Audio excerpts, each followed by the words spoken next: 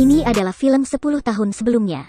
Penyakit menular. Saat ini banyak yang membicarakannya. Dulu nonton film ini sangat biasa. Sekarang nonton film ini terjadi di sekitar kita. Komentar seperti ini. Sebenarnya sangat betul. Sumber virus penyakit berasal dari seekor kelelawar yang tertidur. Ia dibangunkan oleh para pekerja yang menebang pohon. Ia telah memakan pisang yang membusuk, terbang ke kandang babi terdekat. Seekor babi memakan kotorannya. Dan 2 hari kemudian dia dibawa ke restoran. Kepala koki sedang menyiapkan bahan-bahan, tapi dipanggil oleh anak buahnya. Setelah sederhana membersihkan tangannya, dia pergi ke aula. Kelly memberikan pujian atas masakannya, dan meminta untuk menjabat tangannya dan berfoto. Setelah makan penuh, Kelly pergi ke ruang catur. Pria Jepang di sebelahnya berkata padanya, jika ditiup seperti ini akan lebih beruntung. Sehingga dia pun melakukannya. Dia berdiri dan ingin pergi, namun ponselnya tertinggal di bar. Wanita Finlandia mengangkat teleponnya dan memanggilnya. Ketika pelayan kasino membersihkan meja, dia mengambil cangkir yang digunakan oleh Kelly. Pelayan kembali ke Hong Kong dengan kapal setelah bekerja.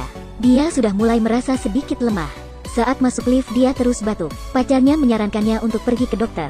Dia merasa pusing saat di jalan. Saat menyeberang jalan dia ditabrak oleh mobil. Wanita Finlandia itu sedang dalam rapat perusahaan. Dia merasa tubuhnya sangat sakit. Setelah meletakkan folder yang dipegangnya, dia izin sakit dan pergi ke hotel bosnya. Ketika ditemukan, dia sudah mengeluarkan busa putih. Kaki ditutupi dengan bintik-bintik hitam. Pria Jepang itu naik pesawat pulang ke negaranya. Dia menyentuh cangkir pramugari. Saat turun dari pesawat dia pergi naik bus. Dia langsung meninggal di dalam bus. Orang-orang di sekitar mengelilinginya dan mengambil foto. Kelly pulang rumah dan memeluk anaknya secara langsung. Keesokan harinya ia diberitahu oleh sekolah. Suhu anaknya setinggi 38 derajat. Semua orang yang dia dekati telah meninggal semua. Kesadaran sendiri juga secara bertahap menjadi kabur. Dia jatuh ke lantai dan mengeluarkan busa putih. Setelah penyelamatan dari dokter, masih saja tidak berhasil. Dokter berniat membedah tubuh Kelly untuk mencari tahu alasannya. Paulus masih dalam kesedihan kehilangan istrinya. Namun teleponnya menerima kabar buruk dari rumah. Pada akhirnya, anaknya juga tidak bisa selamat. Pacar pelayan memutuskan untuk membawa abunya kembali ke kampung halaman. Ketika bus tiba di Guangdong, dia ditemukan meninggal oleh orang lain. Mulai saat ini, semuanya akhirnya menyadari pentingnya masker. Di garis depan selalu para staf medis. Mereka mengenakan seragam lengkap dan masuk memeriksa di tempat isolasi. Ada semakin banyak orang yang tertular. Satu persatu dibawa ke ambulans. Bencana tidak hanya menghancurkan sistem kekebalan tubuh manusia, juga mempengaruhi sistem kekebalan tubuh masyarakat manusia. Rumah sakit penuh dengan orang dan kepanikan. Hasil otopsi Kelly sudah keluar. Ini adalah virus influenza varian baru yang belum pernah ditemukan sebelumnya.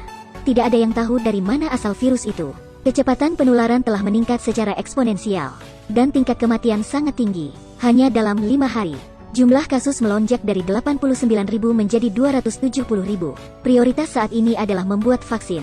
Di laboratorium tingkat tertinggi Project 4, ahli biologi sedang mempelajari virus penyakit. Kesimpulan dari mengambil sampel darah untuk analisis. Ada gen hewan dan manusia dalam urutan virus penyakit. Setiap urutan terus bermutasi tanpa berhenti. Yang paling menakutkan adalah ia dapat ditularkan melalui permukaan tubuh. Dan kesulitan penelitian vaksin di luar ekspektasi semua orang. Ada orang yang terpikir, semua orang yang berinteraksi dengan Paulus telah meninggal. Dan dia adalah orang yang telah terpapar virus untuk waktu yang paling lama. Tentu saja tubuhnya memiliki antibodi. Ahli biologi telah menemukan terobosan di sini. Benar saja, Paulus memiliki protein khusus dalam tubuhnya. Ia mampu melawan mutasi virus penyakit. Mereka mencoba berkali-kali untuk melakukan eksperimen pada tubuh yang terinfeksi virus. Protein vaksin akhirnya ditelan oleh virus penyakit. Para ahli biologi sangat kebingungan. Ironisnya, seorang pensiunan profesor tua melanggar aturan dengan mengambil resiko terinfeksi. Dia melakukan penelitian pribadi di laboratorium sendiri. Dalam waktu 3 hari, vaksin telah ditemukan olehnya. Dan dia tidak meminta bayaran apapun. Dia bersedia memberikan hasilnya kepada umat manusia secara gratis. Ini hanya langkah pertama. Vaksin juga harus diuji coba di tubuh manusia. Ini akan memakan waktu setidaknya 3 bulan. Sesuai dengan kecepatan infeksi saat ini. Dalam 3 bulan, jumlah kasus orang yang tertular akan mencapai 80 juta orang. Di bawah bencana manusia, seorang blogger online masih menyebarkan rumor. Dia tidak terinfeksi virus penyakit sama sekali. Dia mengklaim dirinya demam 39 derajat sebelumnya. Setelah menggunakan didesinfeksi merek ini, secara ajaib demamnya menurun. Video semacam itu menjadi viral di internet. Awalnya mengira tidak ada orang yang percaya berita bodoh seperti itu. Tapi di bawah keinginan untuk bertahan hidup, manusia telah benar-benar kehilangan akal sehat mereka. Lebih mengerikan daripada penyakit menular adalah rumor. Semua orang berbondong-bondong ke supermarket. Mereka semua demi membeli didesinfeksi. Pada awalnya semuanya mengantri dengan tertib. Dalam kerumunan orang terus-menerus ada yang batuk. Bahkan ada yang tidak memakai masker. Saat mengetahui jumlah obat tidak banyak, semakin banyak orang yang menerobos antrian. Dalam sekejap terjadi kekacauan. Kaca jendela dilempar hingga pecah. Semua orang masuk untuk mendapatkan obat. Supermarket diborong hingga kosong. Kekacauan juga terjadi di jalanan. Orang-orang mulai melakukan perampokan. Orang-orang yang merampok barang ada di mana-mana. Ini adalah pengaruh dari video berdurasi 50 detik. Persimpangan utama di kota telah ditutup. Ada orang yang menggunakan kebebasan sebagai alasan.